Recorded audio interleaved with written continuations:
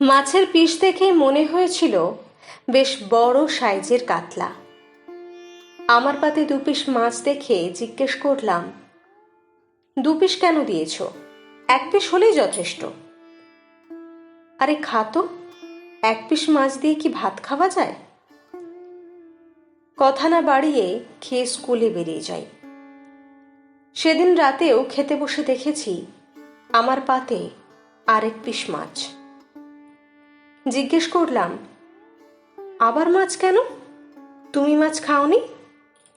খেয়েছি তো। মিথ্যে বলো না।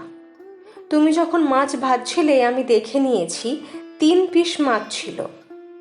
সকালে 2 পিস আমাকে দিয়েছিলে, এখন আবার 1 পিস। তুমি আমাকে অঙ্ক শেখাচ্ছ? আরে মাছটা খেতে ইচ্ছে করছিল না। খেতে ইচ্ছে করছিল না নাকি ইচ্ছে করি? তুমি এই অর্ধেকটা না খেলে আমি খাবই না। অত কথা বলিস কেন? এই ঘটনাটা কয়েকটা বছর আগের।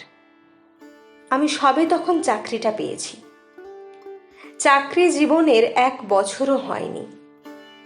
মা 2-3 দিনের জন্য বাড়িতে ছিল না। মা বাড়িতে না থাকলে বাবাই রান্না করত।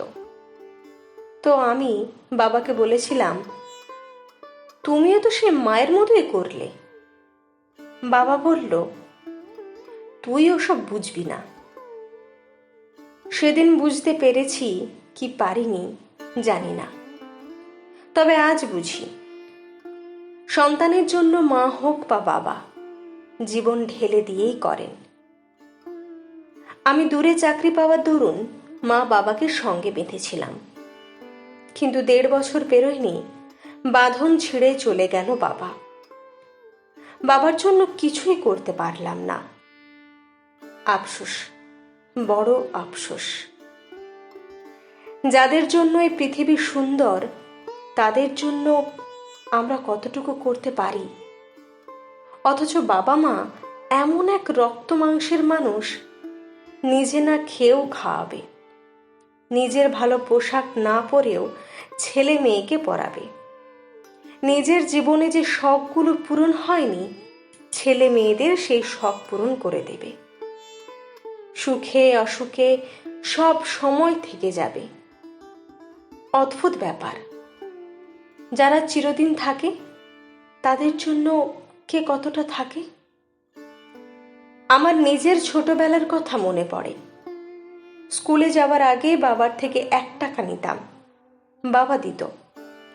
1 টাকায় কত কি কিনতাম, খেতাম।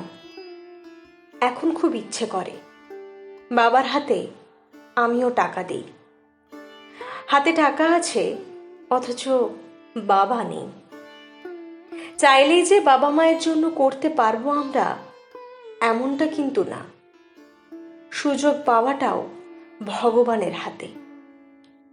যাদের জন্য আমার পৃথিবী এত সুন্দর, তারা যদি সঙ্গে থাকে তবেই জীবন হবে সর্বাঙ্গ সুন্দর। আজ স্বাদ আছে, সামর্থ্য আছে, কিন্তু সুযোগ নেই। ভীষণ আক্ষেপ হয় বাবা না থাকার জন্য।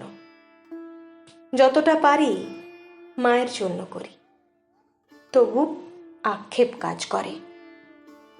এই পৃথিবীতে তারাই ভাগ্যবান যারা মা বাবার কাছে থাকেন, চোখের সামনে দেখেন। কিন্তু যাদের হারাই তারাই জানে এ দুঃখ কতটা।